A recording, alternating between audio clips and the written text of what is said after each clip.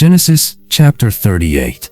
And it came to pass at that time, that Judah went down from his brethren, and turned in to a certain Adullamite, whose name was Hirah. And Judah saw there a daughter of a certain Canaanite, whose name was Shelah. And he took her, and went in unto her. And she conceived, and bare a son, and he called his name Er. And she conceived again, and bare a son, and she called his name Onan. And she yet again conceived, and bare a son, and called his name Shelah. And he was at Chezib, when she bare him. And Judah took a wife for Er his firstborn, whose name was Tamar. And Er, Judah's firstborn, was wicked in the sight of the Lord, and the Lord slew him. And Judah said unto Onan, Go in unto thy brother's wife, and marry her, and raise up seed to thy brother. And Onan knew that the seed should not be his. And it came to pass, when he went in unto his brother's wife, that he spilled it on the ground, lest that he should give seed to his brother. And the thing which he did displeased the Lord, wherefore he slew him also.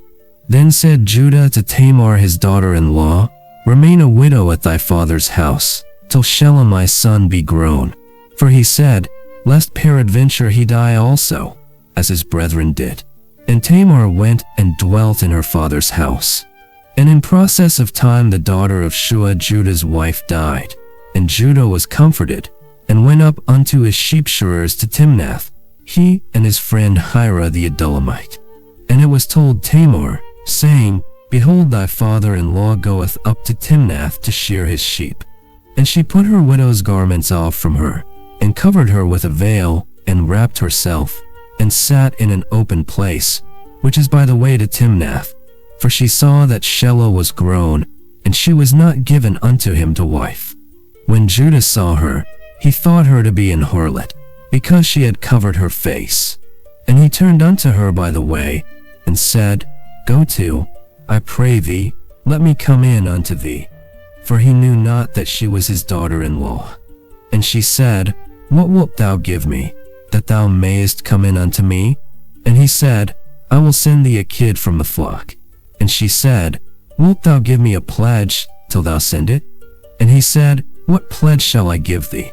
And she said, Thy signet, and thy bracelets, and thy staff that is in thine hand. And he gave it her, and came in unto her, and she conceived by him.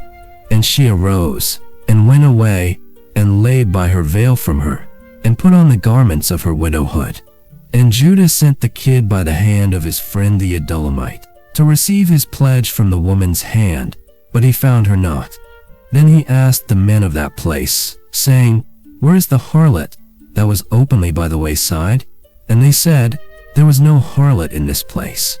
And he returned to Judah, and said, I cannot find her. And also the men of the place said, that there was no harlot in this place. And Judah said, Let her take it to her, lest we be shamed. Behold, I sent this kid, and thou hast not found her. And it came to pass about 3 months after, that it was told Judah, saying, Tamar thy daughter-in-law hath played the harlot. And also, behold, she is with child by whoredom. And Judah said, Bring her forth, and let her be burnt.